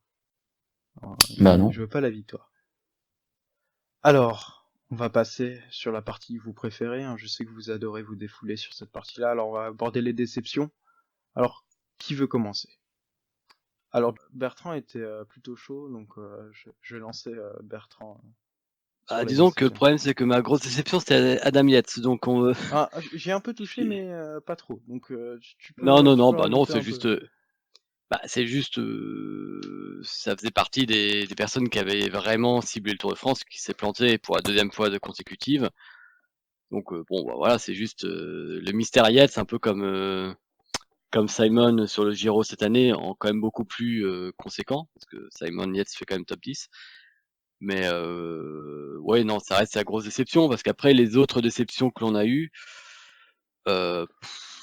Richie Porte, mais pouvait-on espérer de Richie Porte grand chose de plus? Je ne sais pas. Quintana, je le voyais bien au niveau du podium, donc je suis assez surpris. Quintana, pas mauvais quand même au final. Lui, il gagne Ouais, mais son enfin, étape. alors, ok, il gagne Après, une étape, mais son équipe l'a pas aidé non plus. Hein. Clairement, c'était le bazar complet.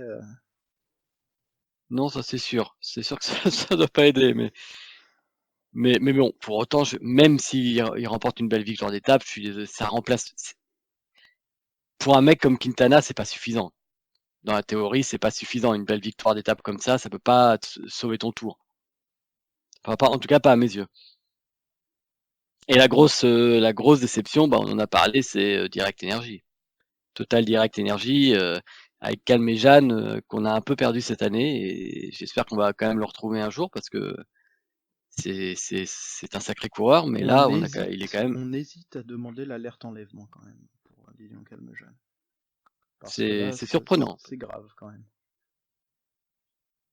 Pour une Ouais, équipe. Terpstra aussi qui a pas non plus. Terpstra, qu'est-ce que tu veux, Après, le pauvre c'est mec. pas un homme du Tour de France, quoi. Voilà, il a voulu s'échapper, puis après il se blesse, donc qu'est-ce que tu veux, y a pas de bol, hein. En tout cas, c'est sûr que pour une Aussi. équipe qui vise l'accession au World Tour, c'est pas vraiment une performance digne. Après, il y a des équipes qui sont dans le World Tour comme Katusha, Alpecin qui ont rien fait non plus, hein, mais.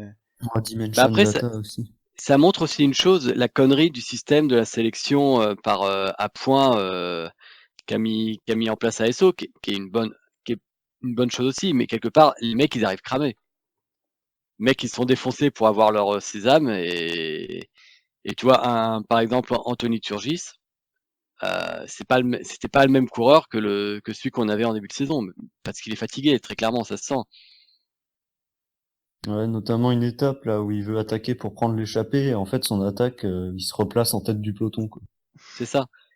Les mecs, si tu veux, ils font leur Tour de France finalement avant d'avoir fait le Tour de France. Parce que leur victoire, c'est d'accéder au Tour de France. Psychologiquement, je pense que quelque part, ils l'abordent pas de la meilleure des manières.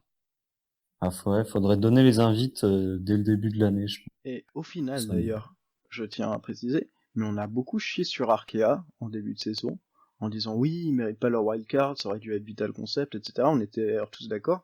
On a tous bien chié dessus en disant qu'il avait pas de bonne performance. Et au final, j'ai envie de dire, c'est quand même l'équipe Conti qu'on a le plus vu, malgré le fait que Greipel ait été inexistant sur les sprints, avec Warren Barguil, avec comment est-ce qu'il s'appelle l'autre, j'ai oublié son nom. Gébert, merci. Gébert sur le Tourmalet, c'est eux qu'on a le plus vu à l'avant, et ils nous ont tous prouvé tort, donc bravo à eux.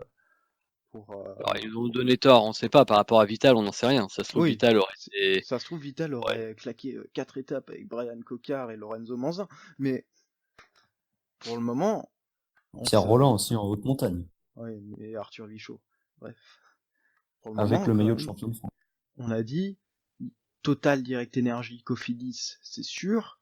Ou Anti-Groupe Gobert, on n'était pas optimiste, mais on était là, oui, ils sont dans le top 2, donc c'est un peu logique de les avoir. Et entre Arkea et Vital, on était sûr, ouais, ça devrait être Vital, je sais pas pourquoi ils ont pris Arkea, etc. Au final, Arkea a fait un bien meilleur Tour de France que Cofidis et Total, qu'on donnait bien plus haut, enfin, bien meilleur qu'Arkea sur le Tour. Après, la question, c'était pas tant ce qu'allait faire Arkea, c'était la question qui sportivement, sur le moment, devait intégrer mais on donnait Tour de France. On donnait quand même Cofidis au-dessus d'Arkea, et au final, Arkea s'est bien plus montré Cofidis. Arkea, je me rappelle les débats qu'on avait à l'époque, c'était est-ce que Barguil sera au niveau ou pas, et on était d'accord pour dire que tout dépendrait de Barguil. Je crois qu'on mettait aussi Greipel à l'équation à l'époque, mais je pense qu'on s'est vite rendu à l'évidence. Maintenant, tout reposait sur les épaules de Barguil. Et comme Barguil s'était planté en 2018, en ayant justement toute la pression sur ses épaules, il y avait matière à être quand même assez pessimiste. Donc, heureusement, c'est pas le cas, et tant mieux qu'ils nous donnent tort, mais le débat, ça n'invalide pas forcément totalement le débat qu'on a eu à l'époque. Hein. Oui, mais ils ont quand même bien réagi, je trouve. Ah oui, non, mais tout à fait. Là-dessus, c'est une évidence. Après, Greipel fait quand même un Tour de France plus qu'anonyme. Hein. Oui, c'est sûr. Ah, top 6 sur le Champs-Élysées, attention. C'était inespéré. C'était son pic de forme. Mais bref, tu peux reprendre du coup tes déceptions sur le Tour. Non, c'est mes principales, parce qu'après tu peux regarder le classement général, tu verras toujours des coureurs qui t'ont un peu déçu, des coureurs que t'attendais de voir un peu plus, comme Greg Van Avermaet, que j'espérais le voir un peu plus souvent à l'attaque. Et moi, mes déceptions, c'est toujours de voir que aussi peu de coureurs jouent les échappées en début de tour. Ça, c'est un truc qui me désole à chaque fois. Ah, je suis Et pour le d'accord. coup, je suis 100% d'accord avec Offredo. Il y a des mecs, on ne verra jamais leur nom pendant tout le Tour de France, mais voilà, c'est le seul moment où ils peuvent se montrer, ils y vont pas, donc Ce que je comprends pas, en fait, c'est les baroudeurs rouleurs. Enfin, sur les étapes de montagne, tout le monde veut prendre l'échappée, alors que peu de coureurs, finalement, peuvent gagner une étape de montagne. c'est ça, Alors tout à que fait. sur des étapes de plaine ou même un peu accidentées, style Colmar, bah, il y a plein de coureurs qui peuvent gagner. Et non, personne veut prendre l'échappée. Colmar, C'est ça qui... Saint-Étienne, même Brioude était. Oh, Brioude, ça va, il y avait un peu plus de bagarre, si je me souviens bien. Bon, Gap, c'est un peu spécial, parce que c'est De Gendt qui fait la décision en bourrinant totalement. Du coup, Bertrand, tu as fini ta liste? J'en avais. C'est pas forcément un coureur, hein, ça peut être un endroit dans le parcours ou une attitude ou quelqu'un, hein, ça peut pas, c'est pas forcément un coureur si tu. Non, non, non, non, mais de toute façon, bah, d'ailleurs, je te l'ai dit, hein, ma déception par rapport aux échappées, ça va être ma grosse déception. Après, moi, le parcours, je trouvais, non, le parcours était bon, donc moi, ça m'a pas, j'ai pas de déception par rapport au scénario de la course. J'ai des déceptions éventuellement par rapport justement au fait que certains coureurs soient trop timorés au seul endroit où ils puissent s'exprimer. Donc ça, je trouverais ça toujours un peu dommage. Mais à part ça, c'est quand même pas un tour qui m'a beaucoup déçu, donc je vais pas non plus m'apesantir. Ok, ok. Bon, du coup, après, s'il y en a eu un qui revient, on peut toujours Oui, revenir. Mais du coup, Raphaël, tes déceptions? Bah, moi, il y a la craquante d'Henrik Mas, quand même. Ça, c'était une grosse déception pour moi, parce que l'an dernier, après sa Vuelta, je me disais, surtout que la Vuelta l'année dernière, il l'a fini très fort. Il gagne la dernière étape de montagne et monte sur le podium. Je pensais que là, il allait faire un gros Tour de France en finissant fort. Et au final, après le chrono de Pau, où il se replace dans le top 5 au général, il explose complètement dans les Pyrénées. Donc voilà, ça a été ma grosse déception côté classement général, avec dans une moindre mesure Dan Martin, même si on sait plus trop, enfin on n'ose plus trop en attendre quelque chose, dans la mesure où chez UAE on sent bien que plus le même Dan Martin. Sinon, euh, une déception concernant le parcours, bon, on se doutait que, enfin voilà, Val Thorens, obligé d'être déçu par ça. C'est vrai que bon, finir le tour par une course de côte, enfin par une montée de 33 km, bah, c'était clairement pas une bonne idée. Alors, je pense que s'il y avait eu le Cormet de Roseland et je crois ils ont appelé ça côte de Longchamp, enfin c'est le col du Trat, quoi.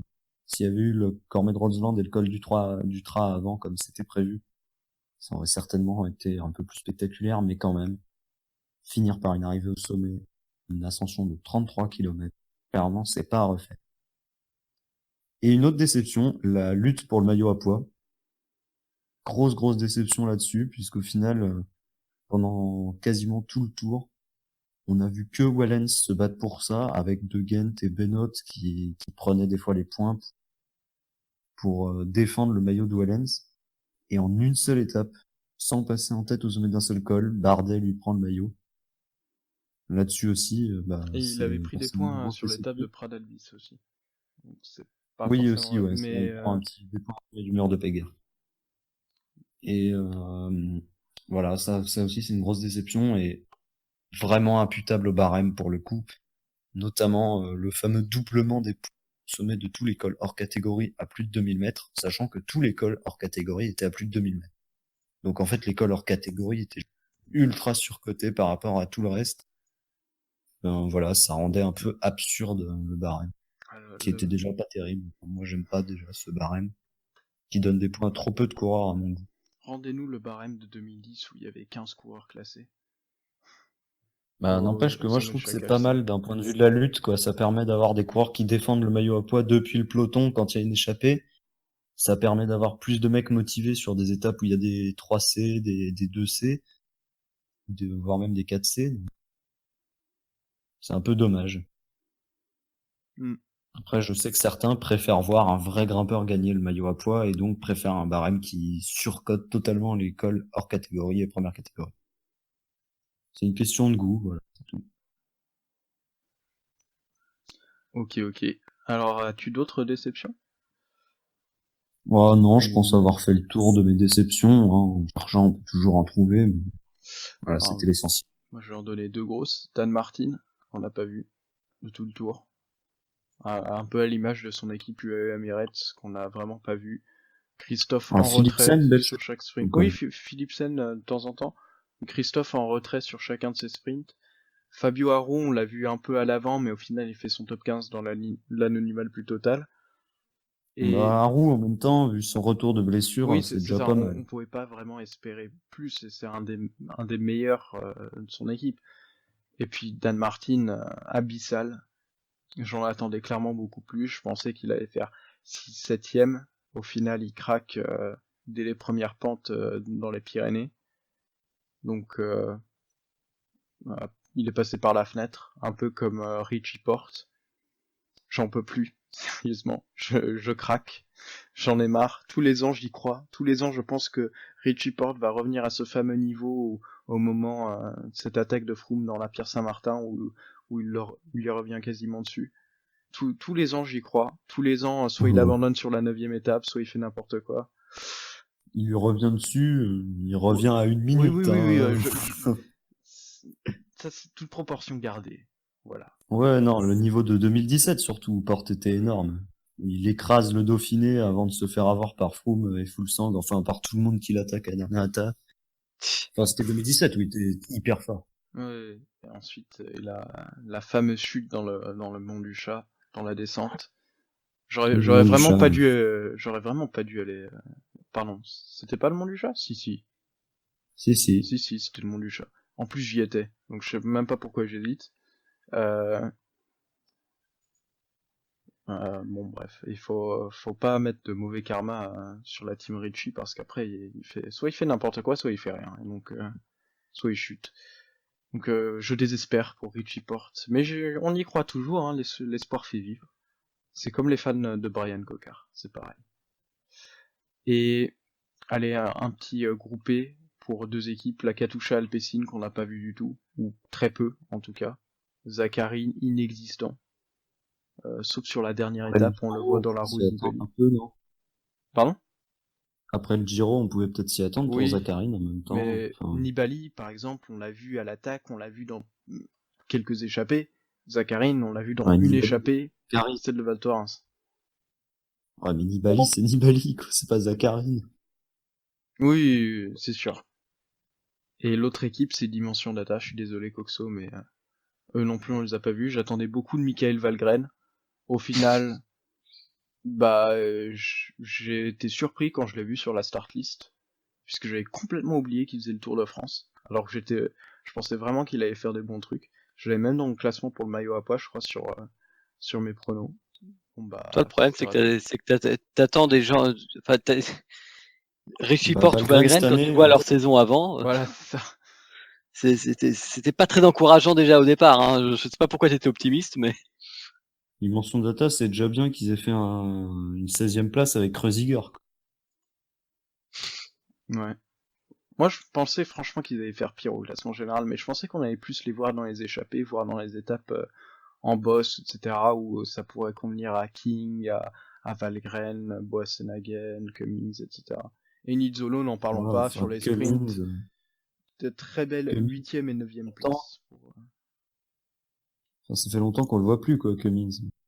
Ah, de temps en temps, il refait surface, et le tour, à chaque fois sur le tour, on dit oui, il va rien faire, et à chaque fois, il fait une très bonne étape. Bon, Attends, ça fait longtemps, ça fait ouais, depuis 2016 qu'il a plus fait une bonne étape sur le Tour, Cummings. 2017, non? Il me semble qu'en Non, en 2017, il en fait 2016 une avec bonne. Lac de Pailleul. Ça devait être ça, du coup. Ouais, 2017, il fait Ah, rien. je pensais pas que c'était aussi vieux, tu vois. Mais c'est peut-être pour ça que je m'entête, du coup. Et bon, bah voilà. À moins que... Si vous avez des choses à ajouter, on peut passer à la conclusion. non, enfin, je pense que là, on a dit quand même pas mal de choses. Hein. Eh bah parfait, donc du coup, je vous laisse chacun un mot de la fin. Alors, Bertrand, ton mot de la fin? Bah écoute, moi comme je le disais tout à l'heure, hein, très clairement, moi j'ai vécu un Tour de France qui m'a un petit peu réconcilié avec le Tour de France. parce que j'en avais un peu ras-le-bol chaque année de savoir que le Tour de France était joué avant même qu'il commence. Là, au moins, on aura eu quand même des retournements de situation, du suspense, des choses un peu exceptionnelles. Donc, ouais, franchement, si ça peut être comme ça l'année prochaine, je signe des deux mains. Voilà, pas grand-chose d'autre à dire. Et puis sinon, bah forcément, une petite pensée pour Thibaut Pinot, et j'espère qu'on va le revoir au Lombardie pour les classiques d'Italie, si jamais il est remis à temps. Et sinon, bah qu'il nous fasse une belle saison en 2020, parce que franchement, il le mérite, le pauvre. Parfait, parfait. Raphaël, ton mot de la fin? Ah bien, écoutez, vivement la fin de saison. Allez Caleb sur la Vuelta et force à Thibaut sur les courses italiennes, et regardez tous le Tour du Portugal, meilleure course par étape de l'année, et c'est en ce moment. Ah bah surtout qu'aujourd'hui, on n'a pas été déçus. Ouais. Et Et puis quand belle victoire hier d'un coureur dont le nom en portugais veut dire chaudière, quoi. C'est quand même beau. Et bien moi je vais vous dire hashtag Team Richie. Et au revoir, merci de nous avoir écoutés et à la prochaine. Bye bye.